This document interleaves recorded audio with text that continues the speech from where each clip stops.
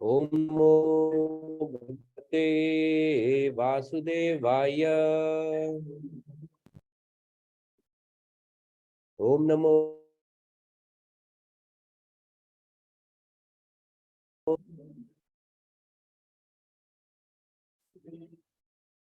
ओम अज्ञानतिमिरान्धस्य ज्ञानाञ्जनशलाकया चक्षुरुन्मिलितं येन तस्मै श्रीगुरुवे नमः। श्रीचैतन्यमनोभीष्टं स्थापितं येन भूतले स्वयं रूप कदा मह्यं ददाति स्वपदान्तिकं।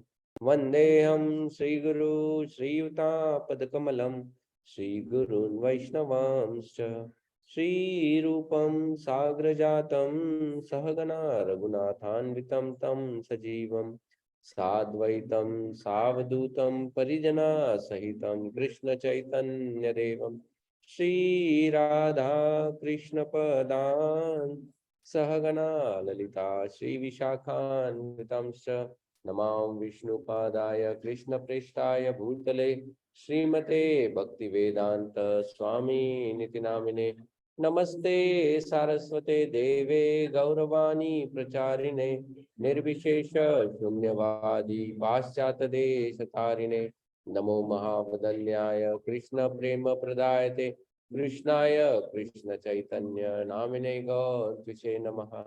हे कृष्णा करुणा सिंधु दीनबंधु जगतपते गोपेशा गोपिका कांत राधा कांत नमोस्तुते। तप्त कांचन गौरंगी राधे वृंदावनेश्वरी वृषभानुसुते देवी प्रणमामि हरिप्रिये। वाञ्छाकल्पतरुभ्यश्च कृपा सिन्धुभ्येव च पतितानां पावनेभ्यो वैष्णवेभ्यो नमो नमः। जय श्री कृष्ण चैतन्य प्रभु नित्यानंद श्री अद्वैत गदाधर श्रीवासादि गौर भक्त वृंद। हरे कृष्णा कृष्णा कृष्णा हरे हरे हरे राम राम राम हरे हरे। मुखं करोति वाचालं पंगुं लंघायते गिरिं यत्कृपा तमहं वन्दे श्रीगुरुं दीनतारिणम्।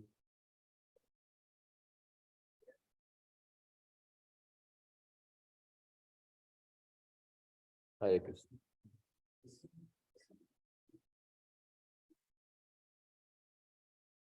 ओके, सो पिछली बार हमने चौथा अध्याय प्रारंभ किया था भगवत गीता का। चौथे अध्याय में भगवत गीता के चौथे अध्याय में बहुत से विषय हैं जिनके ऊपर हम लोग चर्चा कर सकते हैं। ओके, बहुत बहुत इम्पोर्टेंट सब्जेक्ट्स हैं।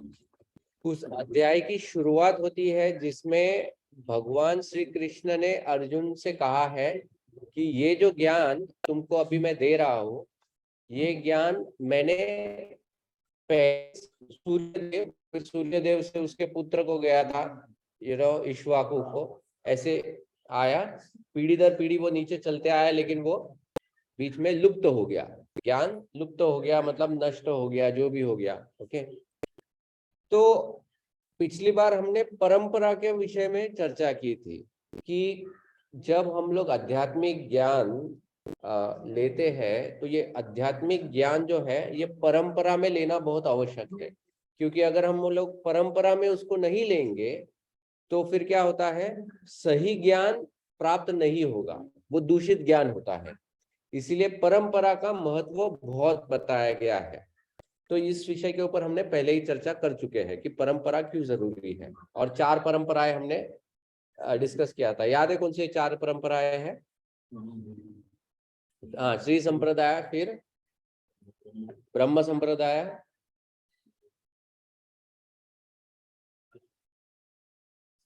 वो ब्रह्म संप्रदाय है। फिर रुद्र संप्रदाय, शिव जी से जो आता है, और एक कुमार संप्रदाय है, चार चार कुमारों से जाता है। तो ऐसे चार पारंपरिक संप्रदाय है। अब जब भगवान ने अर्जुन से ये जब कहा, तो अर्जुन ने भगवान से प्रश्न किया कि अरे भगवान, आप कहते हो आपने सूर्यदेव को ये ज्ञान दिया है शुरुआत में, और फिर सूर्यदेव ने उसके बेटे को दिया, लेकिन मैं जहां तक जानता हूं आपका और मेरा उम्र तो सेम है ना? सेम टाइम पे हमारा जन्म हुआ है। लगभग अर्जुन और भगवान श्री कृष्ण का इस धरती पर जो उम्र था वो सेम ही था, लगभग 125 साल थे उस वक्त।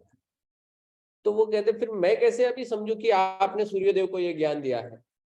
तो तब भगवान अर्जुन से कहते हैं कि अरे अर्जुन, तुमने और मैंने बहुत जन्म लिए हैं, मैं उन सभी जन्मों को अच्छी तरह से जानता हूं, लेकिन तुमको कोई जन्म ज्ञात नहीं है।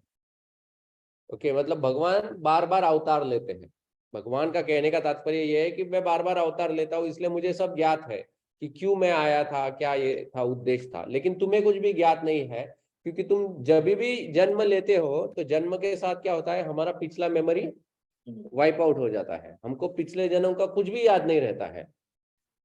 ये एक तरीके से अच्छा होता है, क्यों याद नहीं रहता है।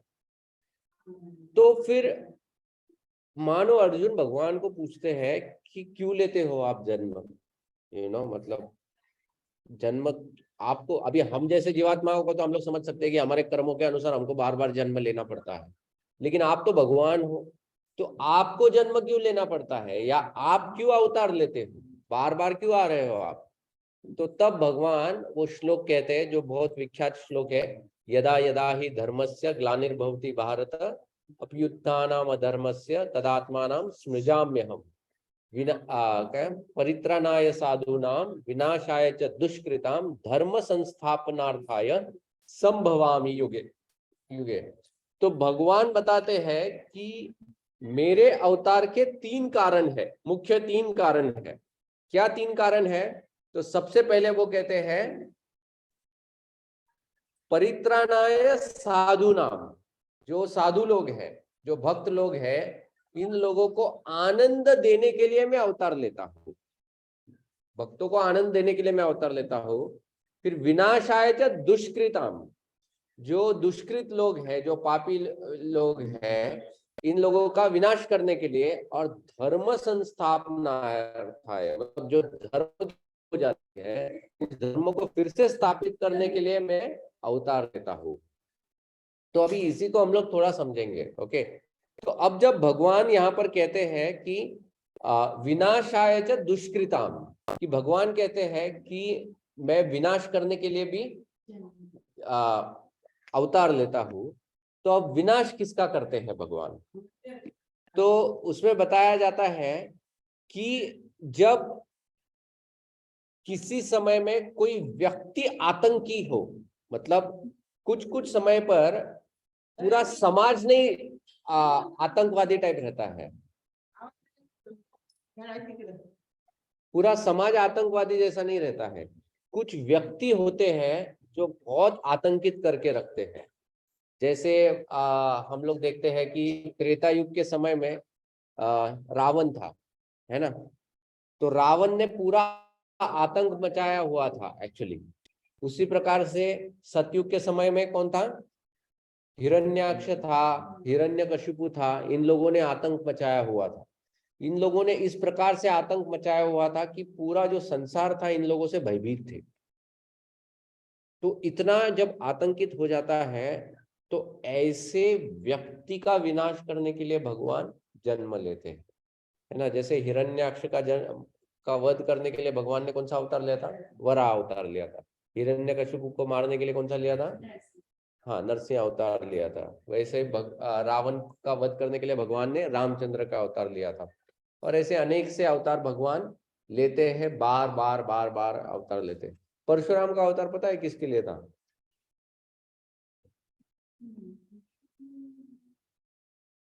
परशुराम के अवतार में परशुराम जी ने किनको मारा था पता है? एक नमस्कार प्रभु सहस्त्रबाहु जी। करके, ये सहस्त्रबाहु इतना शक्तिशाली था कि एक बार सहस्त्रबाहु जब पूजा कर रहा था, तब ये रावण गया था सहस्त्रबाहु को चैलेंज करने के लिए। तब सहस्त्रबाहु ने रावण को खिलौने के जैसे पकड़ा था, ऐसा 10 सर वाला खिलौना आया है मेरे पास, तो ऐसे रावण को उठाया था उसने। तो इतना शक्तिशाली ये सहस्त्रबाहु था, क्योंकि उसकी सहस्त्र भुजाएं थी, 1000 हैंड्स थे उसके सहस्त्र। तो ये सहस्त्रबाहु, वो वैसे तो काफी धार्मिक राजा था एक्चुअली, लेकिन फिर शक्ति के वजह से उसके अंदर एक प्रकार का मद उत्पन्न हो गया और उसके वजह से उसने ये अपने परशुराम जी के पिताजी की मतलब जन्मेजय की हत्या कर दी थी। और तब परशुराम जी को पूरे क्षत्रिय समाज पर बहुत क्रोध आया था और तब उन्होंने सहस्त्रबाहु का वध किया था एक्चुअली। तो और फिर तो उन्होंने क्षत्रियों का भी बहुत संहार किया था। तो ऐसे जब भी पाप बढ़ता है तो भगवान अलग अलग अवतार लेकर उस व्यक्ति का विनाश करते हैं। अब कभी कभी क्या होता है, कभी कभी सिर्फ व्यक्ति ही नहीं, समाज, पूरा समाज का समाज दूषित हो जाता है। मतलब पूरा समाज पाप करने लगता है, एक समाज। अब ऐसे समय में फिर भगवान क्या करेंगे? फिर क्या सबको मारेंगे भगवान? तो भगवान क्या करते हैं, भगवान आकर उनको फिर रोकते हैं। जैसे हम लोग देखते हैं कि लगभग 2-2.5 हजार साल पहले अपने भारत में जो ब्राह्मण समाज जो था, ये ब्राह्मण समाज ने क्या किया था, इसने बाकी जो 3 वर्ग थे, मतलब क्षत्रिय, वैश्य, शूद्र, खास करके वैश्य और शूद्र, इन तीनों वर्गों का शोषण चालू कर दिया था। मतलब क्योंकि उस वक्त जो ज्ञान था ये सिर्फ ब्राह्मणों तक सीमित था, ब्राह्मणों के अलावा किसी को ज्ञान नहीं मिलता था उस वक्त। मतलब स्कूल पढ़ाई वगैरह भी कोई नहीं करता था, सिर्फ ब्राह्मण के ही बच्चे पढ़ते थे और ब्राह्मण ही सीखते थे। तो इसीलिए ब्राह्मण ही पढ़ सकते थे। अगर आप देखोगे 400-500 साल तक पहले के जो राजाएं थे अपने भारत के भी, शिवाजी महाराज हो, महाराणा प्रताप हो या जो भी हो, इन राजाओं के सभा में भी जो मंत्री होता था वही सब लिख पटाए करता था, बाकी राजा को भी नहीं आता था, तो वो मंत्री जब पत्र आएगा तो वो वही पढ़ेगा, है ना। तो इन ब्राह्मणों ने क्या किया, इन ब्राह्मणों ने अपने निजी स्वार्थ के लिए उन्होंने वेदों का तोड़ मरोड़ना चालू कर दिया था। और यहां तक उन्होंने तोड़ मरोड़ना चालू कर दिया था कि वो उन्होंने पशु हत्या प्रारंभ कर दिया था। ब्राह्मणों ने पशु हत्या प्रारंभ कर दिया था और अपने निजी स्वार्थ के लिए वो पशुओं का भक्षण प्रारंभ कर दिया था ब्राह्मणों ने। जब ऐसा पापमयी कार्य वो करने लगे थे और जब भी कोई अगर उनको रोकने की कोशिश करता था तो वो क्या करते थे, शास्त्र का उदाहरण दिखा देते थे कि देखो शास्त्र में यहाँ लिखा है। शास्त्र में, कुछ शास्त्रों में दिया है, उल्लेख दिया है, मांस खाने के बारे में बताया गया है, लेकिन वो अलग अलग गुणों में है। मतलब कोई तमोगुण में है या रजोगुण में है तो उनके लिए मांस ठीक है, मतलब लाइक बताया गया है, क्योंकि वो अपने जबान पे रोक नहीं लगा सकते हैं। लेकिन जो सत्वगुणी है या जिसको अध्यात्म की ओर बढ़ना है उनके लिए मांस वर्जित है। लेकिन ये ब्राह्मण लोग क्या करते थे, क्योंकि सामने वाले को वैसे भी पढ़ना लिखना तो आता नहीं था, तो उसको ऐसा अलग अलग दिखा देते थे। तो इसीलिए जब भगवान ने गौतम बुद्ध का अवतार लिया था, तो गौतम बुद्ध के अवतार में भगवान ने क्या किया, पहले तो ब्राह्मणों को रोका। और जब ब्राह्मणों को रोकने की कोशिश की और ब्राह्मण माने नहीं और उन्होंने वेदों का प्रमाण देना प्रारंभ किया, तो तब गौतम बुद्ध ने क्या किया, वेदों का खंडन कर दिया। गौतम बुद्ध ने कहा कि नहीं, ये वेद भी अप्रमाणित है। डायरेक्टली देखो, स्वयं भगवान जिन्होंने वेद बताए हैं, जिन्होंने वेद बोले हैं, जिन्होंने वेद दिए हैं, वही अभी उसका खंडन कर रहे हैं। क्यों खंडन कर रहे हैं? क्योंकि समाज इतना दूषित हो चुका था कि वो मानने को ही तैयार नहीं था, तो फिर उनको वो वेद ही रोकने पड़े। कभी कभी क्या होता है, जब कोई बच्चा इतना जिद्दी हो जाता है कि वो किताब पढ़कर उसको गलत समझता है, किताब पढ़कर जब वो गलत समझता है तो फिर माँ बाप उस किताब को ही निकाल लेते हैं। और फिर कभी कभी माँ बाप को बताना पड़ता है कि ये किताब ही गलत है बेटा। भले वो किताब सही है, लेकिन क्या अभी बच्चा के समझ से बाहर जा रही है, बच्चा अपने जिद पे अड़ा हुआ है और वो जिद से वो अपनी निजी हानि करने वाला है। इसीलिए फिर माँ बाप कभी कभी उस बच्चे के अच्छाई के लिए उस किताब को ही ले लेते हैं और उसको गलत बता देते हैं। तो उसी प्रकार से भगवान ने उसको क्या किया, खंडन कर दिया था, वेदों का खंडन कर दिया था। तो ये हो गया समाज। फिर कभी कभी ऐसा समय आता है कि पूरा जो संसार है वो दूषित हो जाता है, पूरा संसार का संसार दूषित हो जाता है। जैसे चैतन्य महाप्रभु के समय में, जब चैतन्य महाप्रभु 500 साल पहले जब चैतन्य महाप्रभु आए थे, उससे पहले जितने जितने भी लोग थे वो सिर्फ अपने निजी स्वार्थ के लिए ही अलग अलग देवी देवताओं की पूजा आराधना कर रहे थे। कोई भी अध्यात्म के लिए पूजा आराधना कर ही नहीं रहा था, सिर्फ निजी स्वार्थ चल रहा था। जब इस प्रकार का कार्य होता है तो फिर अब क्या होता है कि पूरे संसार की तो हत्या भगवान नहीं करेंगे, तो फिर भगवान क्या करते हैं, फिर भगवान बोलते हैं अब मुझे पूरे संसार का उद्धार करना पड़ेगा।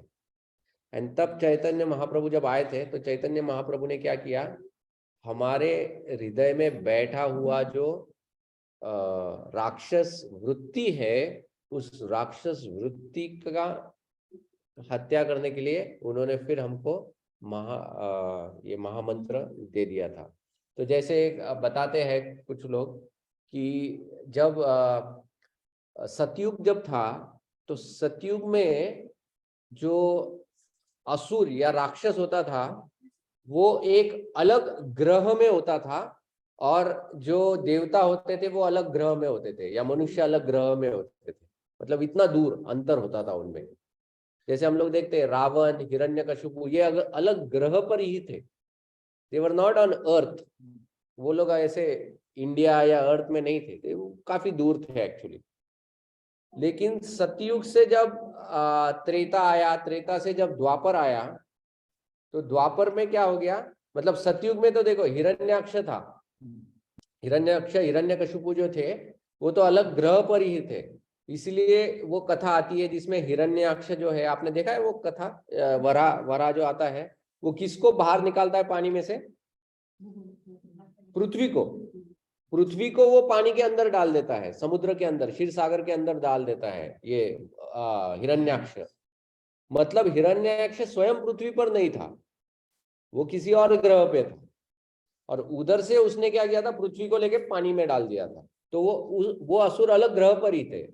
फिर त्रेता युग जब आया तब रावण जो था वो इसी ग्रह पे था लेकिन दूसरे देश में था। So like Lord Ramchandra India में थे, रावण जो था उसकी लंका थी, ओके, एक ही ग्रह पे थे। लेकिन ये जैसे जैसे त्रेता से द्वापर आ गया तो असुर और सुर मतलब देवता एक ही घर में आ गए, कौरव और पांडव एक ही घर में आने लगे, एक ही घर में एक ही जगह रहने लगे, असुर और सुर। और बताते हैं कि कलयुग जब आया है तो कलयुग में सुर और असुर एक ही हृदय में बैठे हुए, मतलब हर मनुष्य के हृदय में असुर और सुर ये प्रवृत्ति बैठी हुई है। तो सतयुग, द्वापर और त्रेता तक तो सही था कि भगवान चलो अलग ग्रह में उधर निपट लो, अलग राज्य में उधर निपट लो, या चलो घर में भी है लेकिन अलग है, उधर महाभारत युद्ध करके ये कर दो। अब इधर क्या करेंगे, एक ही हृदय में बैठे हुए हैं, अब तो मार भी नहीं सकते हैं।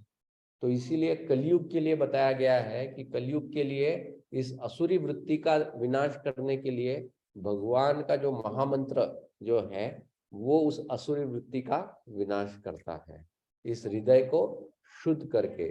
चैतन्य महाप्रभु शिक्षाष्टकम में कहते हैं, चेतो दर्पण मार्जनम बहु महा दावाग्नि निर्वापनम।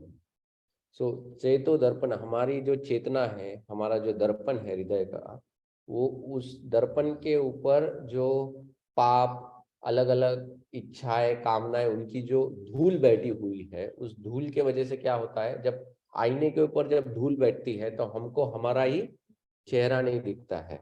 उसी प्रकार से इन कामनाओं के वजह से, इन पापों के वजह से हम लोग अपने स्वयं को ठीक से पहचान नहीं पाते हैं। लेकिन ये जो महामंत्र होता है वो क्या करता है, इस धूल को पूरा साफ करता है। जब साफ करता है तो फिर हम लोग उस आईने में हम कौन है, भगवान कौन है, सब साफ नजर आता है। तो इस तरह से ये महामंत्र का कार्य होता है। तो भगवान जब कहते हैं कि विनाशाय च दुष्कृताम, तो ये जो दुष्कृताम है ये हमेशा व्यक्ति जरूरी नहीं है, दुष्कृतम वृत्ति भी हो सकता है। दुष्कृत वृत्ति भी तो होती है ना, सिर्फ व्यक्ति नहीं होता है। हमारी जो मनस्थिति होती है, वृत्ति होती है, उसका भी विनाश करते हैं भगवान। ओके, सो विनाशाय च दुष्कृताम। फिर क्या है, परित्राणाय साधु नाम। अब ये परित्राणाय साधु नाम क्या है, इसको थोड़ा समझते हैं। वैसे तो भगवान उधर ऊपर अपने धाम में बैठकर ही सब कुछ स्क्रू टाइट कर सकते हैं, उनको इस धरती पर आने की कोई आवश्यकता नहीं है। मान लो जब हिरण्यकशिपु प्रहलाद महाराज को इतने कष्ट पहुंचा रहा था, तो भगवान को कितना समय लगता है, हिरण्यकशिपु के हृदय में थोड़ा सा इधर का उधर वो कर देते थे, ब्लॉकेज डाल देते, तो उधर हार्ट अटैक से मर जाता था हिरण्यकशिपु, है ना। तो भगवान को मारने के लिए वैसे तो कुछ ये नहीं है, फिर भगवान को स्वयं आने की क्या आवश्यकता है ना। कुछ कुछ लोग पूछते हैं भगवान स्वयं क्यों आते हैं, उधर ही बैठ के, इतनी शक्ति नहीं है क्या उनमें। भगवान स्वयं इसलिए आते हैं क्योंकि जब भगवान स्वयं आते हैं तो भक्त की जो श्रद्धा होती है वो भगवान के ऊपर और घनिष्ठ हो जाती है। क्योंकि भक्त देखता है कि अरे मेरे भगवान मेरे बचाव के लिए आ रहे हैं, मेरी रक्षा करने के लिए आ रहे हैं। और भक्त के साथ साथ बाकी जो होते हैं ना लोग, उनका भी विश्वास बना रहता है, उनका भी विश्वास बना रहता है भगवान के ऊपर, नहीं तो लोग क्या बोलेंगे, अरे देखो हिरण्यकशिपु चांस से मर गया, भगवान वगैरह कुछ नहीं है, वो तो जस्ट एक चांस हो गया, हाँ नेचुरल कॉज था, ऐसा कुछ तो फिर लोगों की अपने ही थियरीज होते हैं। ये लोग तो अभी भी बोलते हैं, लोग तो अभी भी भगवान राम की कथा को लोग बोलते हैं काल्पनिक है, ऐसा कुछ हुआ ही नहीं है। द्वारका भगवान श्री कृष्ण की कथाओं को अभी भी काल्पनिक लोग बोल देते हैं। तो जो नास्तिकवादी लोग होते हैं वो तो किसी भी चीज में वो बिलीव नहीं करते हैं, लेकिन जो भक्त होता है वो भक्त की श्रद्धा को और घनिष्ठ करने के लिए भगवान स्वयं अवतार लेते हैं।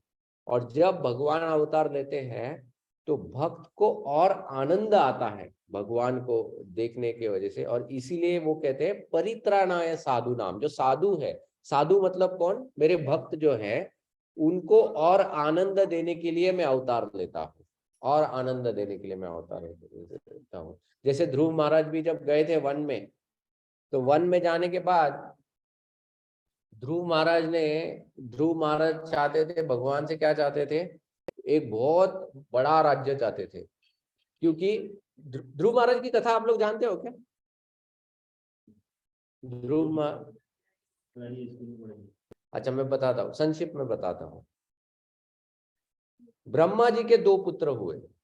ओके, ब्रह्मा जी के दो पुत्र हुए, एक था उत्तानपाद और एक था स्वयंभू। ओके, ऐसे दो पुत्र थे।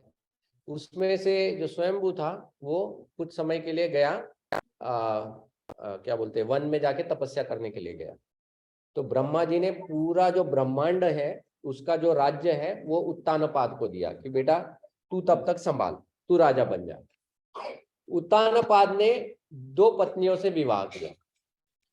एक पत्नी का नाम था सुनीति और दूसरी पत्नी का नाम था सुरुचि। अब इन दोनों पत्नियों में जो सुरुचि जो थी ये यंगर पत्नी थी, मतलब नई दुल्हन आप कह सकते हो, राइट, द यंगर वन। अब क्योंकि यंगर थी तो इसी वजह से राजा को अधिक प्रिय थी, उसका एक ज्यादा प्रेम था इसके प्रति।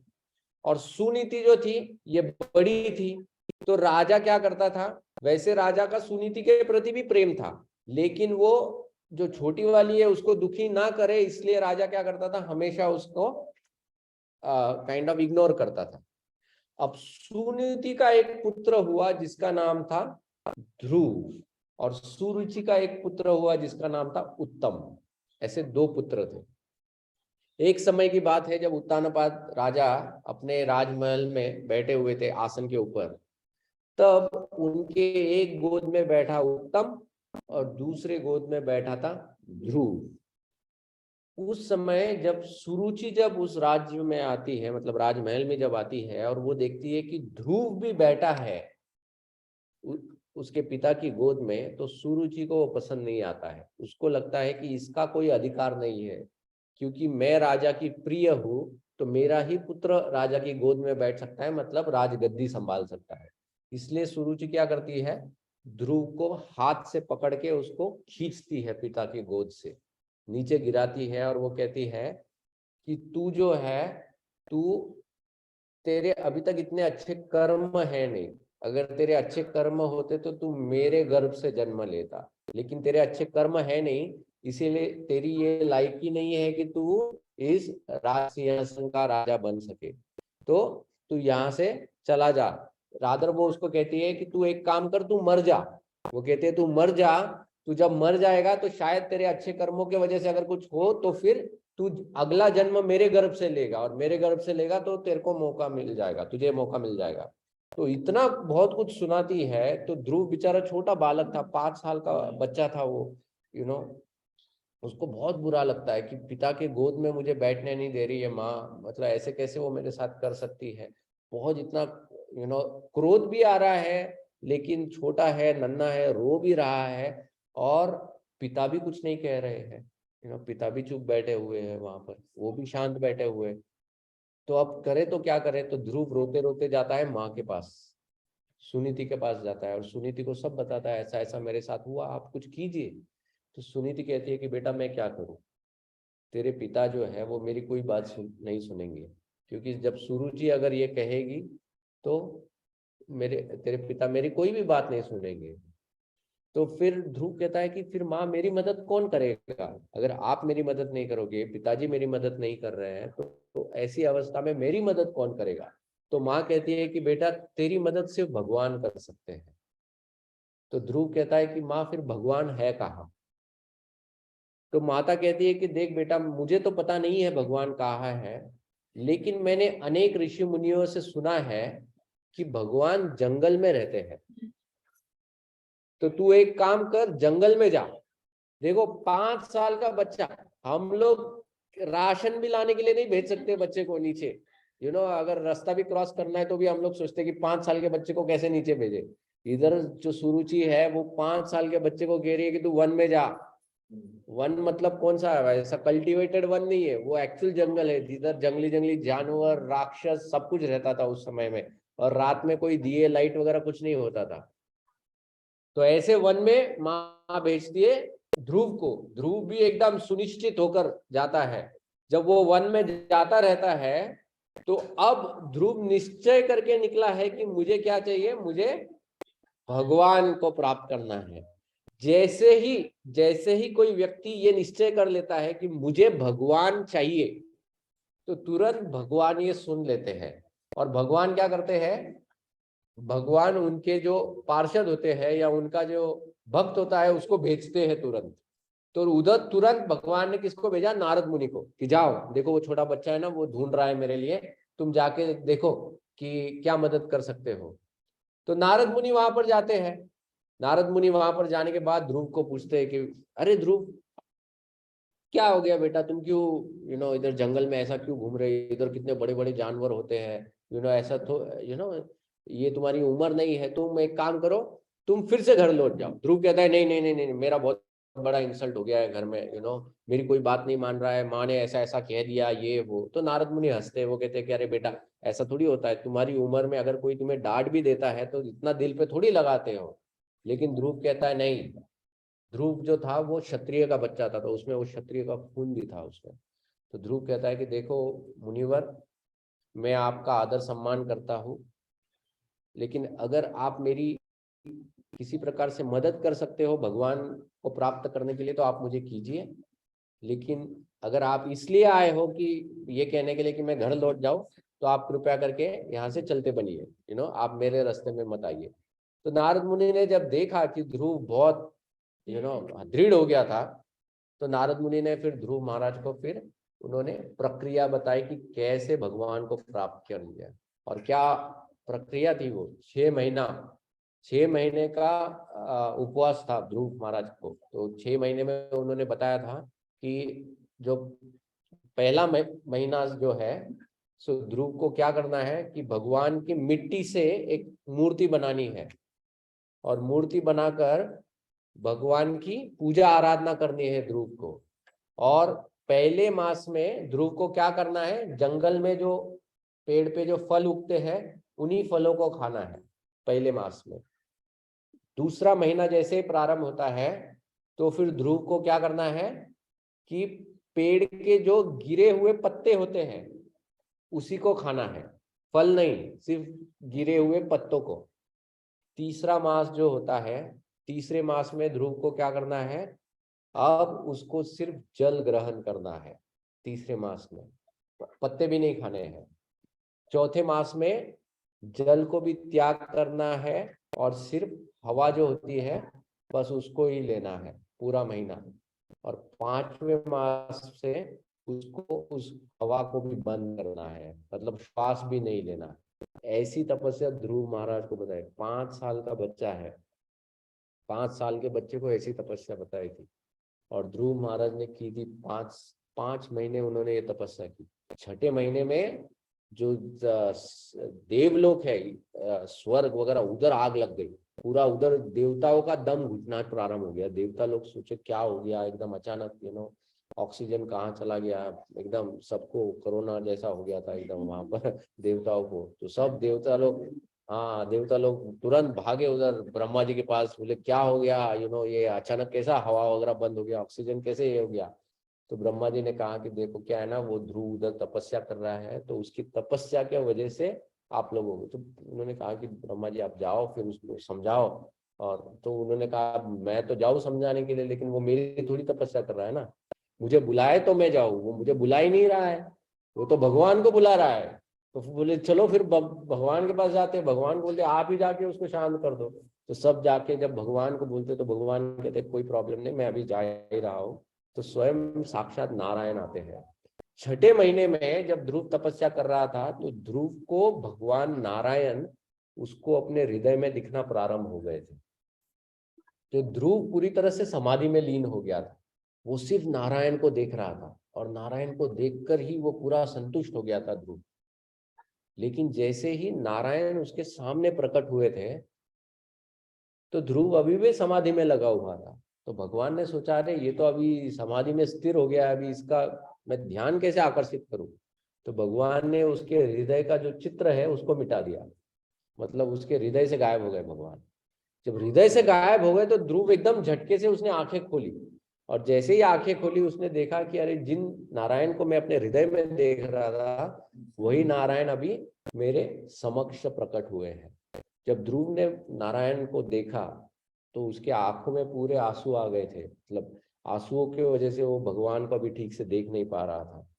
और उसका जो कंठ है, मतलब गला जो है, ऐसे तो 5 साल के बच्चों को तो कंठ होता नहीं है, लेकिन हम लोग कहते हैं कंठ जो है, गला जो है, वो एकदम सूख गया, मतलब वो उसके मुंह से कोई वाचा बाहर नहीं निकल रही थी। और ध्रुव को समझ में नहीं आ रहा था कि मैं इन भगवान की क्या स्तुति करूं, क्या मैं प्रार्थना करूं। लेकिन मन में बहुत प्रेम उमड़ रहा था, क्योंकि 5 साल का है, उसको इतना भगवान के बारे में ज्यादा पता नहीं था।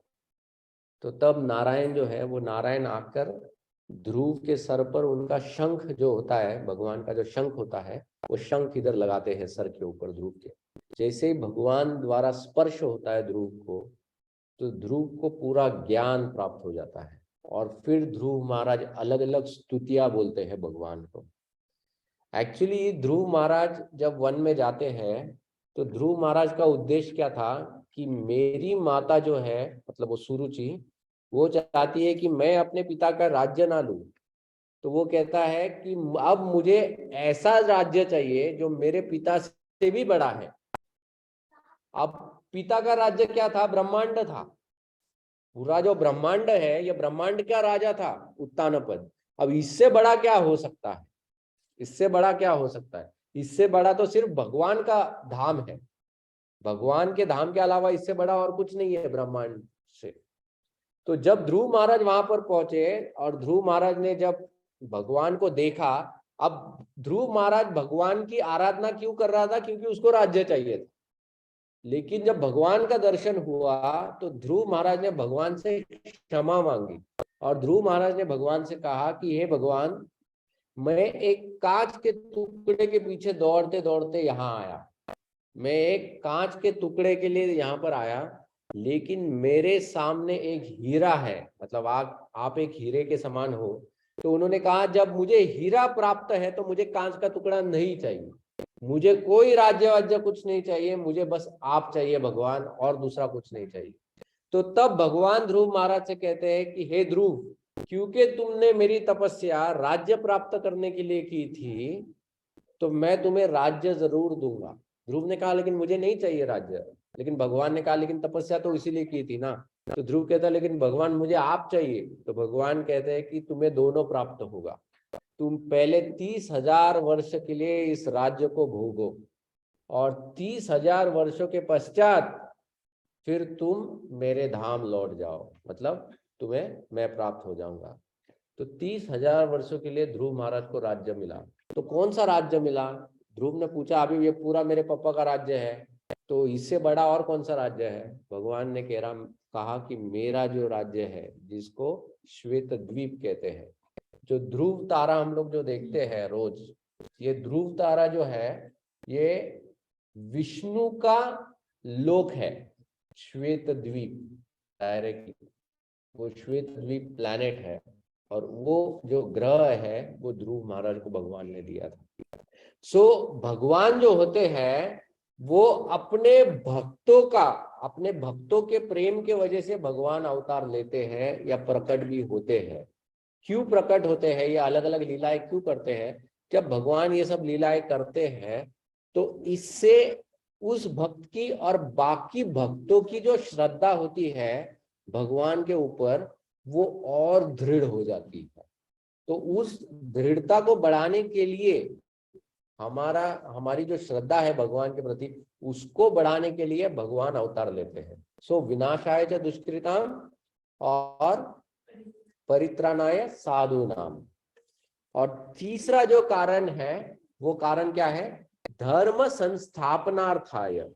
भगवान जब भी अवतार लेते हैं तो भगवान धर्म की संस्थापना करते हैं। धर्म की संस्थापना क्यों करते हैं? अब भगवान जब अवतार लेते हैं तो वो थोड़े समय के लिए आते हैं, इज नॉट हियर परमानेंटली, लेकिन वो थोड़े समय में आने के बाद उसका प्रभाव ज्यादा समय तक चलता रहे, इसलिए भगवान क्या करते हैं? धर्म की स्थापना करते हैं। और धर्म की स्थापना अनेक प्रकार से होती है। जैसे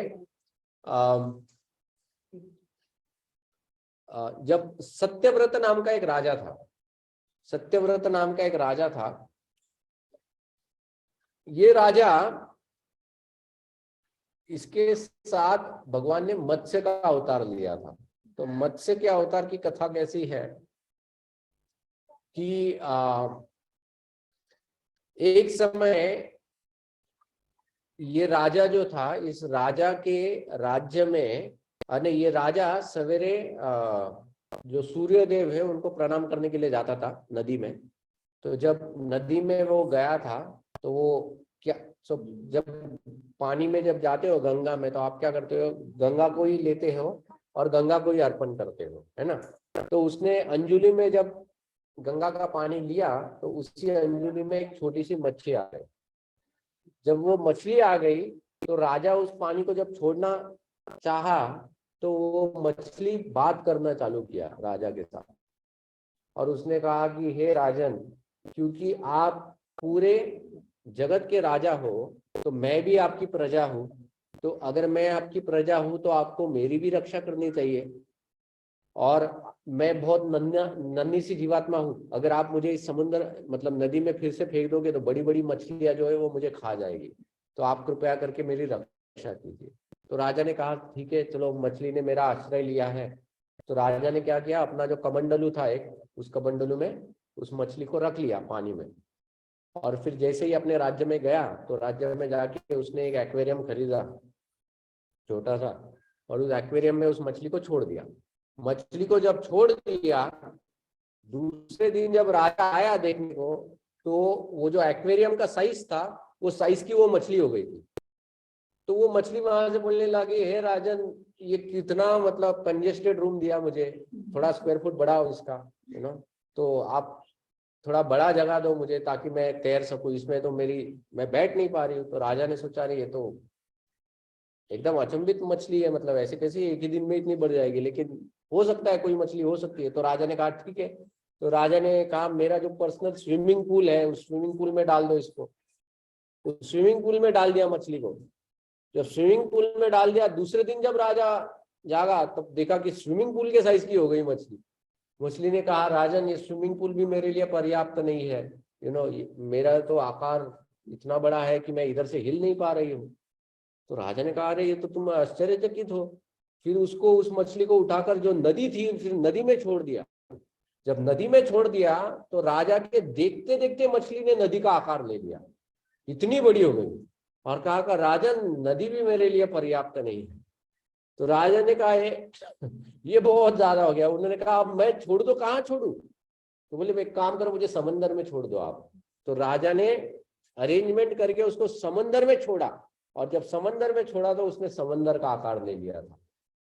तब राजा ने हाथ जोड़ा और कहा कि हे मछली, आप कोई साधारण मछली हो नहीं, आप जरूर कोई देवता हो जो मेरी परीक्षा लेने के लिए आप यहाँ पर आई हो। तो आप कृपया करके अपने स्वरूप को प्रकट कीजिए और मुझे आपका हेतु बताइए।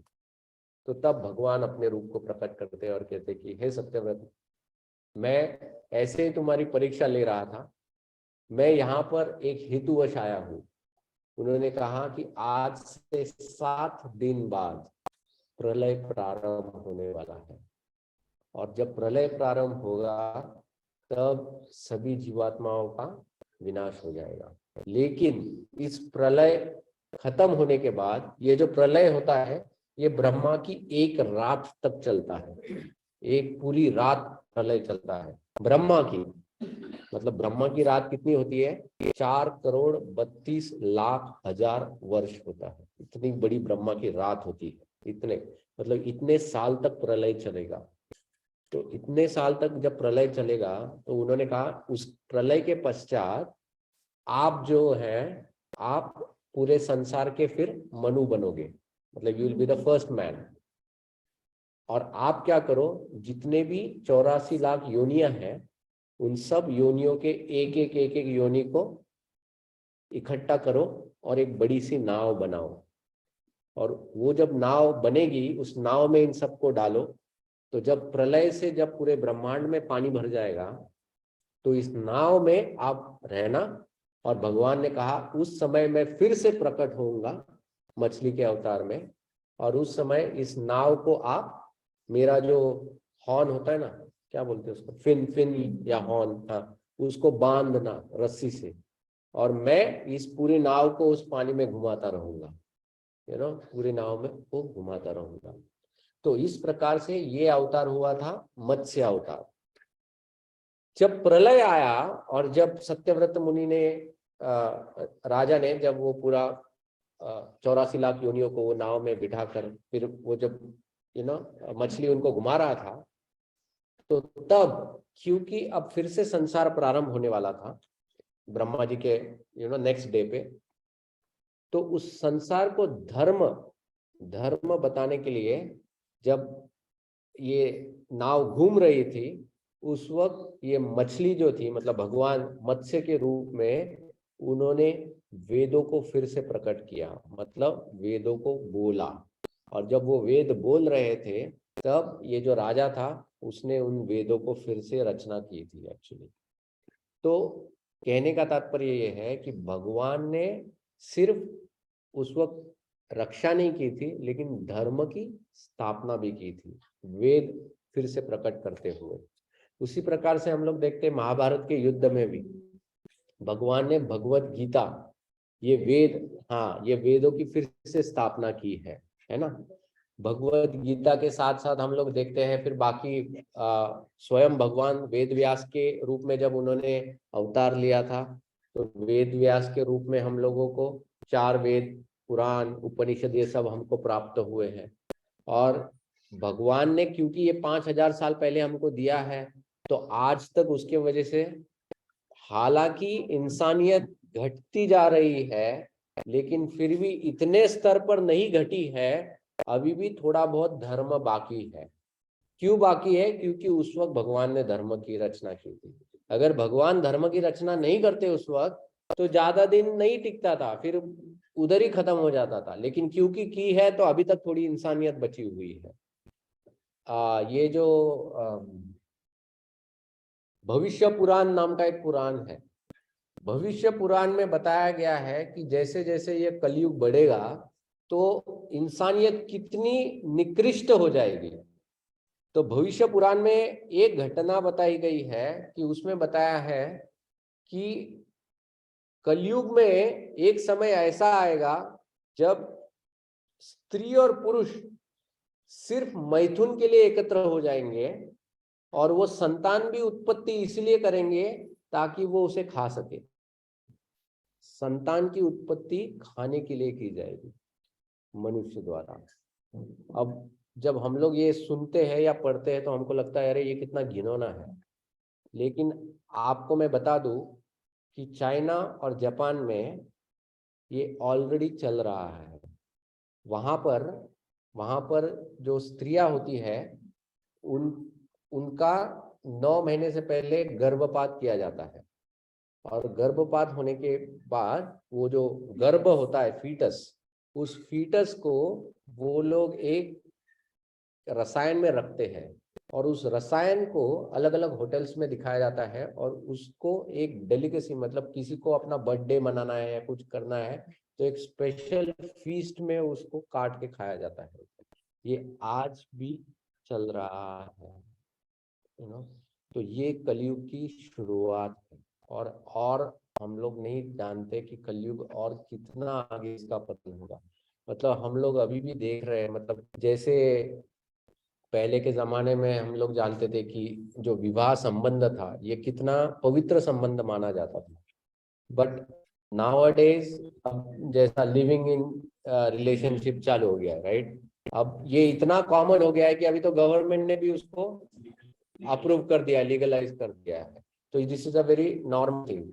और कुछ समय तो मतलब वो तो जैसा क्या बोलते हैं ना, विंडो शॉपिंग जैसा हो जाएगा वो, आज इसके घर में कल उसके पता भी नहीं चलेगा कौन किधर रह रहा है, क्योंकि हर रोज अलग दरवाजे से बाहर आ रहे हैं लोग, सेम व्यक्ति। तो ये जैसे जैसे कलयुग आगे बढ़ेगा ये सब होता जाएगा एक्चुअली। तो इसीलिए, और ये हमारे हाथ में नहीं है इसको रोकने के, वी कांट स्टॉप दिस, क्योंकि ये कहते हैं कि एक नेचुरल प्रभाव है। मतलब कलयुग एक समय इतना इतना डिटोरिएट हो जाएगा कि फिर भगवान जो है, फिर वो भगवान जब आएंगे तब फिर वो कोई प्रचार वचार नहीं करेंगे, फिर वो सीधा नष्ट करेंगे। और वो है कल की अवतार। वो कल की अवतार जो आएगा वो बहुत बाद में आएगा, अभी नहीं आएगा, टाइम है उसको आने को। मतलब और कम से कम 4,25,000 साल बाकी है उसके लिए, तो बहुत समय है कल की अवतार आने को। तो उस वक्त तक रुक नहीं सकते हम लोग।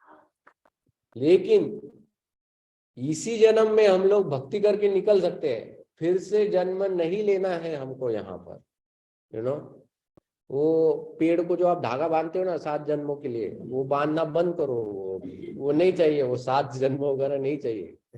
एक ही जन्म में अभी निकलना है इधर, फिर से इस योनि में नहीं हमको आना है, इस योनि में फिर से नहीं आना है, क्योंकि पता नहीं कि आगे फिर से आएंगे तो क्या क्या देखेंगे।